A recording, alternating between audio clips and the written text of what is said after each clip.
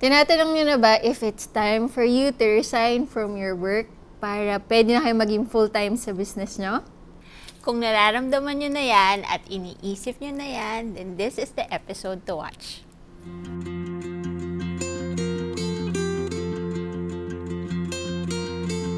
For those who are new here, Common Room is a shared retail and digital space for over 200 Filipino makers and artists. If you're looking for unique, locally made products, we have branches in Power Plant Mall, UP Town Center, Alabang Town Center, and Ayala Malls, Manila Bay.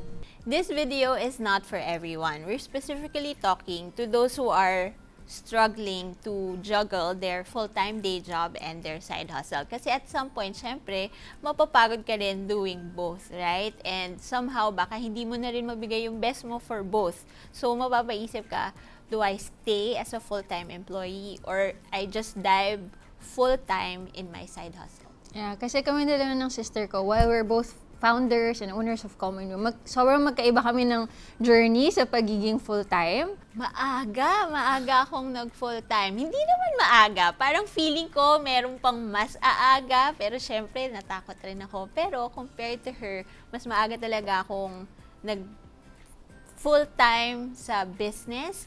And wala pang Common Room nun. Actually, we were just handling Popjunklove at the time. Yeah, and ako naman, kung siya maaga siya nag-full-time, ako naman sobrang late. Like, I've been in the industry for 17 years. Sobrang magkaiba kami ng journey, and that's something that we want to share with you guys for this episode. Yeah. So, Ate Maan, you stayed in your work for a very, very long time. Meron ng Popjunklove, okay na si Popjunklove, okay na rin si Common Room, but somehow, hindi ka pa rin nagpo-full-time. And finally, this year is the year na Yes. magpo-full-time ka na. So, Yes. you focus on your career, you stayed there, and made Common Room and Popjunklove your side hustle. Yes. So, can you tell me more about your job? What do you do there? And how long have you been working there? So, for those of you who are not aware of what I do day in, day out, actually, I used to work in an advertising agency. I'm part of the creative department. Ang pinaka-focus ko is copywriting. And over the years, from being on creative, I ended up being the ECD or Executive Director leading the creatives department in DDB Manila. Medyo matagal ako sa advertising industry, 17 years, almost 2 decades. Yes, so longest time ko is really with DDB. When we were starting out, Popjunklove and Common Room kasi, parang I think somehow we made like a decision na maybe it's better if one of us really do stay in corporate. Kasi meron din naman talagang benefits of being in corporate, diba? Nung time na we were struggling, we were able to take out loans because parang full-time I'm fully employed, so it's easier for me to take out loans kasi meron 15 and 30th salary. Since we were still growing our business, nakaka-help din na I can help cover for HMO ng parents ko and stuff like that. So, it was always like a plan naman na I will eventually join you full-time. But I guess for me, ang naging process din is I was trying to learn as much as I can from the corporate or advertising world para eventually, whatever it is that I learn, I can eventually apply it in Common Room, like the processes, the training, and of course, yung framework, I guess. Siguro ang nabigay talaga ng advertising na learning for me is to create a system for executing ideas, like having a process from brainstorming to execution. So, Ate Maan, what was the most challenging part of your job? Maraming challenging part of my job. I don't know where to start. I guess the advertising industry in general, kasi there's a lot of unpredictability involved around it. Syempre, aside from the business of the agency, ang iniisip mo rin is the business of your clients, diba? And parang creativity is yung parang pinaka-product nyo. And that involves creating an environment that would foster creativity talaga. And as the business of Manila was growing, before kasi parang less than 10 lang kami and now parang nasa 36. So even yung organizational growth na yun would come with its challenges, di ba? More people, inter-department, training, yung mga ganun, a lot of HR stuff. So, I think part yun ng parang the beauty and the challenges of the position that I have. Like I'm training the creative team, but also I'm looking out for the growth of the business of the agency and our clients. What makes this year different? What made you tell yourself, hindi na ito yung year nakakargahin ko lahat ng challenges na ito? Yeah. Okay, what is the trigger? Para rin dun sa mga nanonood na parang is really looking for the sign para sabihin sa sarili nila na this is really the time that I do full time in my business. Yeah. We attended this workshop na parang kailangan namin isulat yung lifeline namin on a paper. It's like one long timeline and then you mark like all the happy moments. So parang nakaano siya by age, like 10, 20, 30, 40, 60, and you know. So naka-chart yung buhay mo. And then, I plotted out like all the good things that happened. Yung mga highlights ng buhay ko, nagiging varsity ako sa Ateneo, tapos got my first job, yung mga bazaars natin, opening common room and stuff like that. And then, nung nandun ako sa end part, like nandun ako sa 40 na ako this year, guys. Turning 40 na ako this year. So, nandun ako sa part ng end ng paper and I realized na sa 40 na ako. And then, yung part ng paper for the next 20, 30 years, sobrang ganito na lang yung natira. So, imagine mo, my entire life and then, the next 30 years, 40 years of my life. And then, ako napaisip, like, how do I want to spend the rest of my 30 years? If I'm lucky, abot ako ng 70 or 80, but what if, diba? I think that's when it really hit me. Baka it's time na. I use all of these learnings, all of my skills for the next 20, 30 years, building naman Common Room. What are you looking forward to now that you're full-time in Common Room? Hindi ko pa ito alam dahil mag-start pa lang ako. But hopefully, I have a bit more control of my time. I want to be able to have more flexibility in creating and experimenting with crafts. Ang tagal ko nang walang handy project na I really want to get back into. I want to be able to spend more time with Maya pag meron kami mga meetings here in Common Room or may mga store visits kami. That's something. And of course, I wanna Maya is my baby girl. Yes. and of course, I wanna see naman be more hands-on in training our people and like having more projects for Common Room and seeing like yung ano yung mga pinagbe-brainstorm natin or yung mga ideas natin na dati na nating nakapark na hindi natin nasisimulan to be executed and come to life. So those are the things that I'm really excited about. Just to add lang din sa sinabi ni Maan, baka kasi some of the viewers are thinking na, syempre madali lang sa kanya mag-jump. Because meron naman na siyang Common Room and meron din siyang Popjunklove. So some may be thinking that sasabihin niya, wala talaga akong tatalunan kapag wala na tong safety net. But just to be clear, Common Room is still a small business and she is the boss in her company. And definitely, hindi kayang tapatan ni Common Room ang kanyang sweldo. So somehow, definitely, meron hindi sobrang zero, pero hindi ko matatapatan. So, meron pa ring fear. Si Maan ay papasok sa journey na ito with fear pa rin, like you guys, na paano yung hindi na-cover ni Common Room? Paano ko siya kukunin? So, nandun pa rin na talagang kung gagawin mo siya, there's still a leap of faith. Tsaka at the end of the day naman, when you look at all your choices in life, everything comes with a cost, 'di ba? Like, may pay cut ako, yes. So, ang cost nun is less money for me, but maybe ang upside nun is that cost allows me to have more freedom. And my freedom and my time and, you know, yung ability to explore and the flexibility also has cost and value. And for me, at this point in my life, mas nakikita ko yung value niya. So since ang topic natin today is like for those people who are considering like going full-time in their business and leaving it all behind, shift natin yung focus natin, interview natin si ating mother hen, ang aking ate at sister Roma. Between the two of us, siya talaga yung sinaunang panumpa na nag-resign from her broadcasting job to focus on Popjunklove. What was going through your head that made you decide, sige na, i-full-time ko tong Popjunklove? What made me decide to, sige, I'll go full-time is I knew na if ever it didn't work out, I feel like I can always go back to my work. You have some balls to do it. Kasi ako, like, it took me like 17 years to jump, pero ikaw parang, kasi ng context ng time na yun, hindi pa talaga sobrang setup ang Popjunklove. Wala pa kaming kiosk. We were taking orders from Multiply, mga ganun level. And wala kaming mga numbers, wala pang Instagram nun. Ito ang aming video about the numbers when we made the jump. Wala kaming numbers. We don't know the numbers. We don't have So, the math. I want to commend you for having the balls and the bravery and the gusto to jump.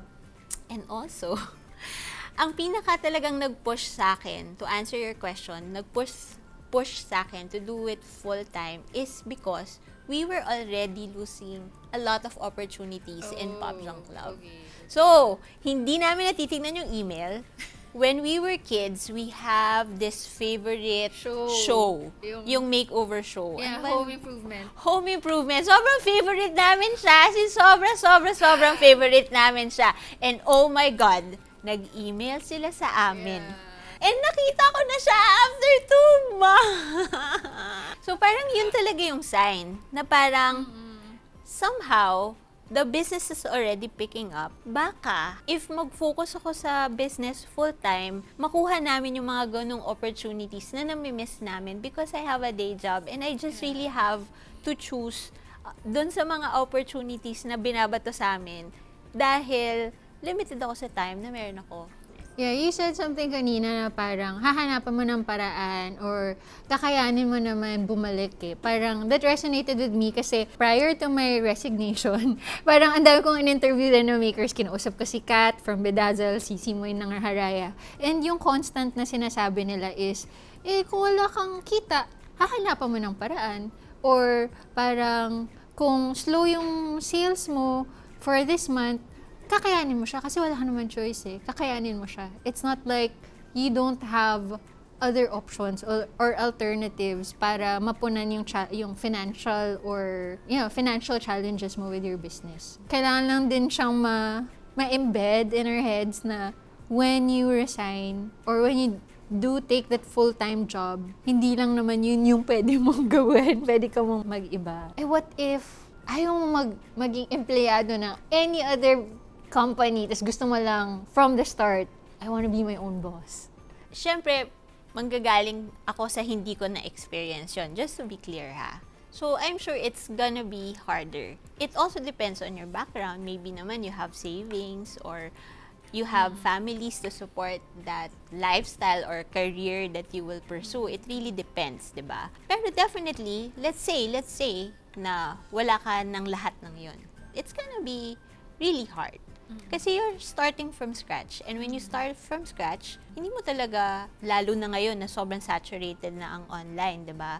Ang daming online businesses, etc. Hindi agad siya mag-hit off. Kasi as in everything in life, it really takes time. It takes time to earn anything. So, cut to present Roma. If kaharap mo, the younger Roma, what would you do differently if you were to go back in time and be in that point na mag-resign ka na ulit? I would have focused on my numbers more.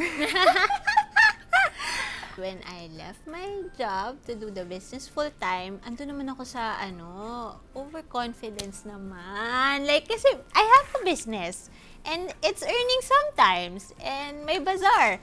But, kung mag-full-time ako, I'm sure mas maraming project, mas maraming bazaar na masasalihan, mas maraming sales. So, confidence lang siya. Wala siyang numbers. So, I guess, yun yung sabihin, ko sa sarili ko, maybe you review your sales for the year. So, alam mo kung itong time na to ay kikita ka. At kung may alam ka bang bazaar na ibang sasalihan, kahit mag full-time ka dyan, kung wala namang bazaar at this season of the year, then wala ka pa rin sasalihan. Alam mo yun yung mga decisions na wala talagang computation. Oh my God, nakakahiya talaga. Oh, anyway. So, I guess yung next question ko is, looking at common room, diba? Siyempre, iba-iba yung mga business journeys ng mga yan. Iba-iba silang stages, diba? Yung iba, medyo veterano na. Yung iba, starting out pa lang. Yung iba, kakagraduate lang, diba? So, iba-iba sila ng perspective or journey in their entrepreneur life. So for them, regardless kung nasang stage sila, if kino-contemplate na nila yung pag-resign or yung pag-go full-time, ano yung tip na pwede mong ibigay sa kanila as they go through that reflection of deciding? Dahil nga natanong na sa akin ng maraming roomies ang question na ito, at ang sinasabi ko sa kanila, if you're already feeling it, you feel like you want to do the business full-time, then it's already a sign for you to save, regardless of kung kailan yan mangyayari. I mean, hindi mo alam kung tomorrow na yan, or next month, or next year, or in the next 3 years. But if you're already feeling it, then it's time to save up. Because, for sure, baka gawin mo siya. There's a big chance na gagawin mo siya kasi nararamdaman mo siya, you're not happy, you're not satisfied. Somehow, dadating ka sa punto na yon na gagawin mo siya. When is the best time to jump? Maybe the best time to jump is papunta sa Christmas season para alam mong may money na papasok. Alam mo yung mga ganun. Know those details that will help you with the transition. So, if wala ka naman sa common room, it's okay. You have a business na iniisip mong iiwan yung job mo for that business. Study your numbers, study the feedback, study your bazaars na sinasalihan mo. Lahat yun aralin mo because it will help you make a better decision when it's time to make that jump. Lagi mong tandaan na hindi ka naman totally walang safety net. Kasi if you're good at your job now, na na-juggle mo nga sila pareho, di ba? That is still an option for you, di ba? There's no shame in going back. There's Shame in taking on other part-time jobs. And it's part of the journey. Now na networking mo na ako to boodle and jump and be part of common room. Full-time employee partner na ako ng ate ko. What are the things that you're looking forward to? What are the things that you're afraid of? I know naman na I can't do everything, di ba? Na it could be better. Common room could be better if I have someone then that I can trust, especially dun sa marketing side, sa branding side of the business. So, I'm super looking forward to that. Kasi siya yun eh. I'm more on product development, more on business opportunities, business expansion. Pero, saan nyo ako nakikita? Nagbo-vlog, nagti-TikTok. Because, I don't have her. So now, I'm super excited to see where she will take that part of common room. So I'm excited also to have more time to, develop products. Promise, yun talaga yung namimiss ko. Kasi syempre, mas important i-market ko yung partners, i-market ko yung common room, i-market ko yung branding, yung YouTube, etc. So yung product development na namimiss ko siya, magagawa ko na rin siya. And of course, baka maka-yes ako to more opportunities for the community because now, maybe I can focus it in now. Yun. So, I'm super excited. I don't know what will happen this year. So, for those who are thinking of, already feeling it na, will I do it full-time or not? Pag nararamdaman mo na yung dissatisfaction na yun in your work, somehow, eventually, you know that it will happen. So, paghandaan nyo na yung moment na yun. So, kahit nandito ka pa sa full-time job mo, it is not a waste because it is preparation for the jump. Yun na lang yung isipin nyo. Lahat po tayo natatakot. Kailangan mo lang din ng confidence and faith in what you do, in your business, in your craft, to know that you will find a way to earn what you will lose when you leave your full-time job. Yeah. And to that, siguro it's really trust, no? Trust in your abilities, trust in your ideas, trust in your capacity to execute or create your products. And siguro, lagi tayong nauunahan ng takot. And for good reason naman. But, at the end of the day, hindi naman mawawala yung takot. Mag-i-evolve siya over time. Ang kakampi mo talaga is your trust in what you can do. Regardless kung mag-full-time sa business or bumalik ka sa dati mong job, you will find that courage because you have confidence in yourself na magagawan mo siya ng paraan. And also, again, before we close this episode, this is not your final decision. You can make the jump, you can change your mind, you can make it work. You have plan A to Z available for you. It is not the end game. So you will do all right. Kaya niyo yun, guys! Okay, for inspiration, inspiration, guys, visit Common Room branches. Makikita nyo ang mga Natawid niya. Visit Common Room branches for inspiration. If they can do it, you can do it too. Marami sa kanila still has a full-time job and side hustling the business. Some of them already transitioned to full-time. So this place, this store, is an inspiration for you if you are already feeling it. We have branches in Power Plant Mall, UP Town Center, Alabang Town Center, and Ayala Malls, Manila Bay. Thank you. Bye.